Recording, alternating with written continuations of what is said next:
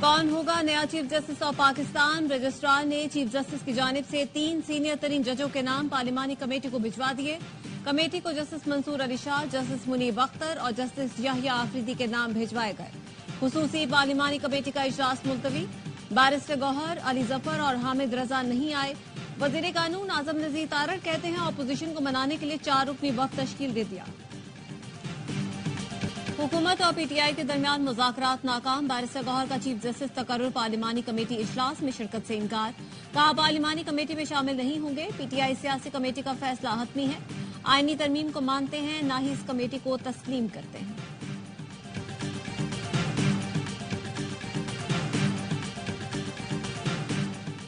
मौलाना फजलुर रहमान का पीटीआई रहनुमा असद कैसर से टेलीफोन पर राबता।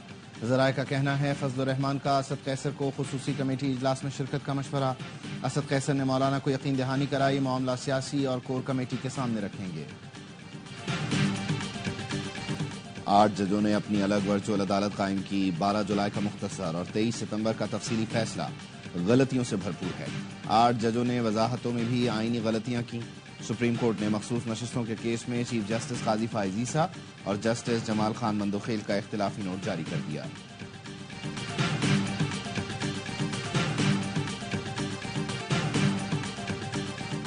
और अदालती इस्लाहात और निज़ाम आदल की बेहतरी के लिए आईनी तरमीम नागुज़ीर थी। वज़ीर आज़म शहबाज शरीफ की काबीना इजलास में गुफ्तगू। कहा 26वीं आईनी तरमीम मुआशी सियासी इस्तेहकाम और अवाम की तरक्की और खुशहाली के लिए संग मील की हैसियत रखती है।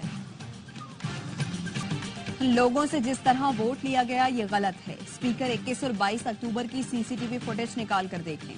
ऑपोजिशन लीडर उमर अयूब का असेंबली में खिताब। स्पीकर कौमी असेंबली की सीसीटीवी फुटेजेस चेक करने की यकीन दहानी। वजीर इत्तलात अता तारड़ ने कहा आजाद अरकान ने अपनी मर्जी से 26वीं तरमीम को वोट कास्ट किया। मैंने खुद आजाद अरकान से पूछा तो उन्होंने कहा जमीर की आवाज पर आए हैं। कोई जमीर की आवाज पर आकर बैठा तो पूरी गैलरी ने उनको देखा।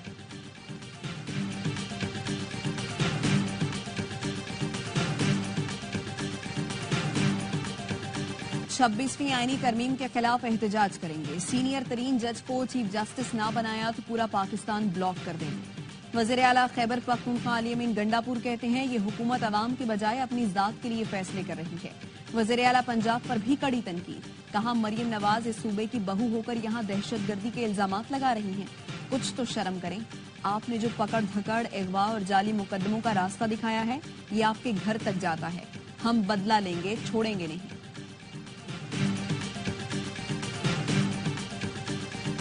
हर हफ्ते विफाक पर चढ़ाई करने का आपको कॉन्ट्रैक्ट मिला हुआ है।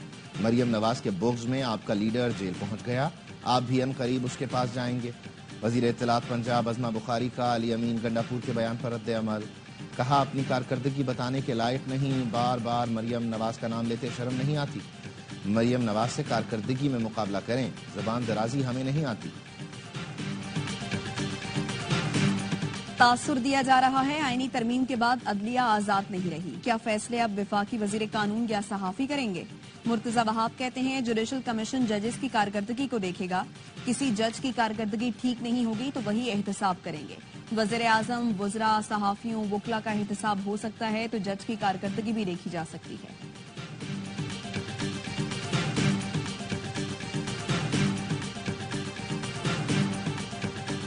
ख्वाजा आसिफ साहब, मेरे बाप तक आने से पहले बताएं आपके कौन से बाप को मानूं जो वक्त पड़ने पर हर बार बदल लिया जाता है। सेनेटर फैसल वावडा का ख्वाजा आसिफ के बयान पर शदीद रद्द अमल। ट्वीट में लिखा ना मैं तबसरा करने से गुरेज करूंगा और ना ही माफी चाहता हूं, आप ही की जबान में आपको जवाब दिया है।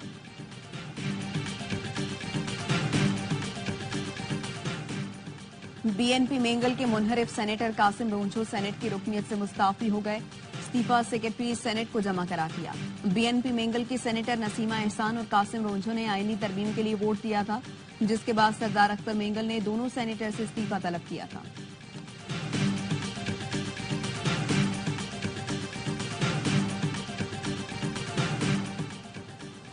जब आईनी तारीख लिखी जाएगी तो बिलावल भुट्टो का नाम सर फहरिस्त होगा। वजीर आला सिंध कहते हैं जो आईन शहीद जुल्फ़िकार अली भुट्टो ने दिया, आमिरों ने उसका हुलिया बिगाड़ दिया। सदर जरदारी ने 18वीं तरमीम के जरिए आईन का कुछ हिस्सा बहाल किया। बिलावल ने नामुकम्मल एजेंडा पूरा किया। نمبرز پورے ہونے کے باوجود چیئرمین صاحب نے اتفاق رائے پیدا کرنے کا وعدہ کیا، پی ٹی آئی کے پاس بھی گئے۔ وفاقی وزیر داخلہ محسن نقوی کی استنبول میں بین الاقوامی ایکسپو میں شرکت۔ وزیر داخلہ نے دیگر ممالک کے مندوبین کے ہمراہ انٹرنیشنل ایکسپو 2024 کا افتتاح کیا۔ محسن نقوی کی chief of Turkish general staff سے ملاقات، ایکسپو کے انعقاد پر مبارکباد۔ کہا استنبول انٹرنیشنل ایکسپو میں جدید مشینری اور آلات دیکھ کر خوشی ہوئی۔ ایکسپو دوست ممالک میں باہمی تعاون بڑھانے میں معاون ثابت ہوگی۔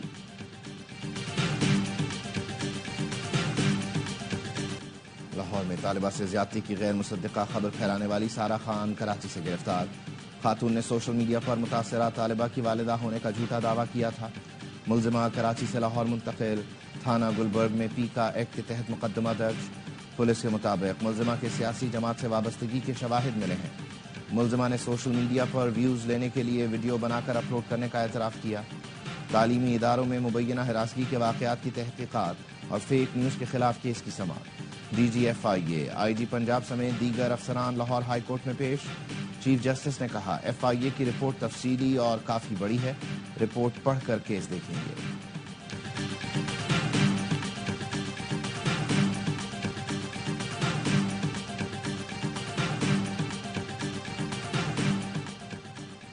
بانی پی ٹی آئی کے فوکل پرسن انتظار پنجوتا کی بازیابی کا کیس، آئی جی اسلام آباد نے رپورٹ ہائی کورٹ میں جمع کرا دی۔ اٹارنی جنرل کل طلب، چیف جسٹس ہائی کورٹ نے ریمارکس دیے، آئی رپورٹ کی کوئی سمجھ نہیں آئی۔ آئی جی اسلام آباد نے بتایا انتظار پنجوتا کے نام پر سم سے 10 اکتوبر کو 8 ایس ایم ایس آئے، 2 بھیجے گئے۔ جنہیں میسج بھیجے گئے انہیں بلایا ہے کہ بتائیں پیغام میں کیا ہے۔ کیس کی سماعت کل دوپہر تک ملتوی۔ لاہور ہائی کورٹ بات نے انتظار پنجوتا کی بازیابی کے لیے 24 گھنٹے کا الٹیمیٹم دے دیا۔ وکلا نے جی پی او چوک تک ریلی بھی نکالی۔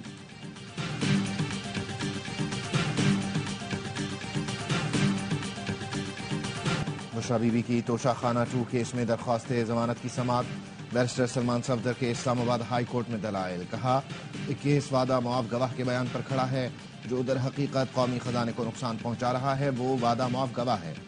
بشرا بی بی 264 دن سے جیل میں ہے، ان پر مقدمہ 3 سال 3 ماہ کی تاخیر سے بنایا گیا۔ بیرسٹر سلمان صفدر کے دلائل مکمل، ایف آئی اے پروسیکیوٹر کل اپنے دلائل جاری رکھیں گے، سماعت ملتوی۔ وزیر اعلیٰ سندھ نے سینٹرل جیل میں جدید سولر انرجی سسٹم کا افتتاح کر دیا۔ وزیر اعلیٰ کو جیل کے مختلف شعبوں کا دورہ کرایا گیا۔ نارتھ ناظم آباد میں عبداللہ کالج تک کیلنڈریا چوک سڑک کا افتتاح۔ وزیر اعلیٰ نے بتایا منصوبے سے نارتھ ناظم آباد اور نارتھ کراچی میں ٹریفک کی روانی بہتر ہوگی۔ وزیر اعلیٰ سندھ نے شیر شاہ چوک سے مرزا آدم خان انٹرچینج سڑک کا بھی افتتاح کیا۔ کہا سڑک کے ساتھ نکاسی کا نظام بھی تبدیل کیا گیا ہے۔ شرجیل میمن، ناصر شاہ، سعید غنی، علی حسن زرداری اور وقار مہدی بھی ہمراہ تھے۔ محکمہ ٹرانسپورٹ پیپلز بس سروس کے لیے 50 نئی بسیں خریدے گا۔ سندھ کے سینئر وزیر شرجیل انعام میمن کہتے ہیں کراچی میں پبلک ٹرانسپورٹ کو جدید بنانے کے لیے پرعزم ہے۔ حکومت سندھ کا یہ اقدام ٹرانسپورٹ کے نظام کو بہت بہتر بنائے گا۔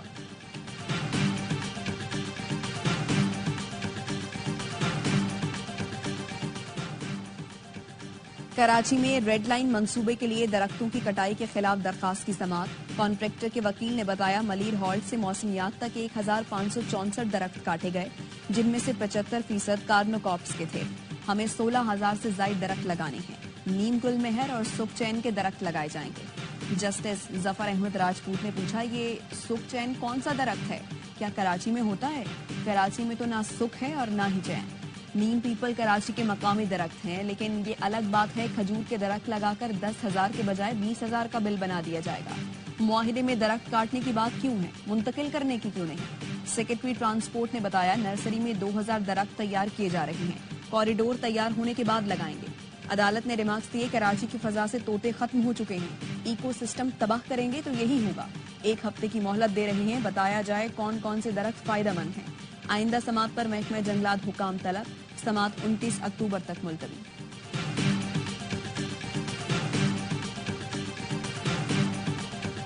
غزہ میں 2 روز کے دوران اسرائیلی بمباری سے شہادتیں 115 ہو گئیں، 487 فلسطینی زخمی۔ جنوبی بیروت میں ہسپتال کے قریب دھماکے میں 13 افراد شہید۔ امریکی وزیر خارجہ اسرائیل پہنچ گئے۔ نیتنیاہو سے ملاقات میں غزہ میں جنگ بندی سے متعلق گفتگو۔ اور بھارتی شہر جبل پور کی آرڈیننس فیکٹری میں دھماکہ، 2 افراد ہلاک، 11 زخمی۔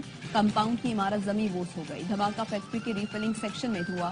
بھارتی میڈیا کے مطابق بم بھرنے کے دوران ہائیڈرولک سسٹم میں خرابی پیدا ہوئی۔ اسرائیل کے لبنان پر پے در پے حملے، 24 گھنٹے میں اسرائیلی فورسز کی 13 مقامات پر بمباری۔ اسرائیلی طیاروں نے جنوبی بیروت میں ہسپتال کے قریب بمباری میں 4 افراد شہید اور 32 زخمی کر دیے۔ بیروت ایئرپورٹ کے قریب بھی بم برسائے، پروازوں کو لینڈنگ کے دوران مشکلات کا سامنا کرنا پڑا۔ حزب اللہ اور اسرائیلی فورسز کے درمیان لڑائی میں 3 اسرائیلی فوجی مارے گئے۔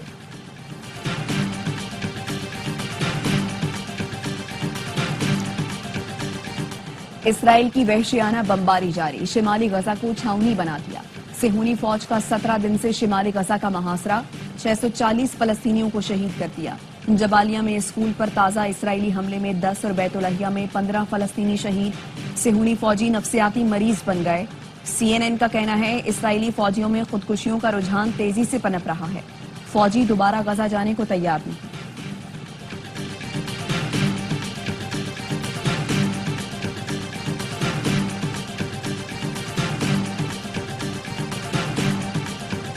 سلطان المشائخ حضرت نظام الدین اولیاء کے 721ویں عرس کی تقریبات دلی میں جاری، دعا اور محفل سما میں لوگوں کی بڑی تعداد میں شرکت۔ امریکہ میں ایئر شو کے دوران نامور ایروبیٹک فلائٹ انسٹرکٹر جان سے گیا۔ طیارہ نیو میکسیکو ایئر شو میں کرتب دکھاتے دکھاتے حادثے کا شکار ہوا۔ کولمین ماہر پائلٹ تھا، سینکڑوں ایئر شوز میں پرفارم کیا۔ وہ ٹام کروز کی فلم ٹاپ گن میوریک کا فلائٹ انسٹرکٹر بھی تھا۔ انگلینڈ نے پنڈی ٹیسٹ میں پاکستان کی حکمت عملی اپنا لی، پلینگ 11 میں 3 سپنرز کو شامل کر لیا۔ ریحان احمد، شعیب بشیر اور جیک ہیلز ٹیم کا حصہ۔ دونوں ٹیموں کی پنڈی اسٹیڈیم میں پریکٹس۔ قومی فاسٹ بالر میر حمزہ انجری کا شکار، میچ میں شرکت مشکوک۔ نائب کپتان سعود شکیل کہتے ہیں کوشش ہے اسپن وکٹ بنائیں اور سیریز جیتیں۔ ہیری براک کہتے ہیں امید ہے راولپنڈی کی پچ بہتر ہوگی۔ پاک انگلینڈ تیسرا اور آخری ٹیسٹ جمعرات سے شروع ہوگا۔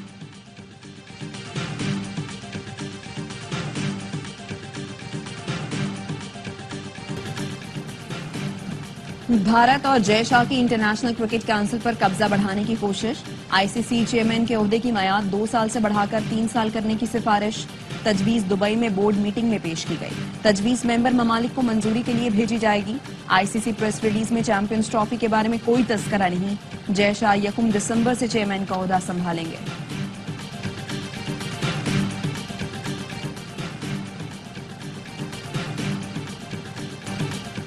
اور آرٹس کونسل کراچی میں ورلڈ کلچر فیسٹیول جاری، پاکستانی کامیڈی تھیٹر پلے خوابوں کی نوٹنکی پیش کیا گیا۔ 60 منٹ دورانیے کے ڈرامے میں زرکا ناز، اسامہ رانجھا، علینا گلزار اور دیگر نے پرفارم کیا۔ فیسٹیول میں شائقین کی بڑی تعداد میں شرکت۔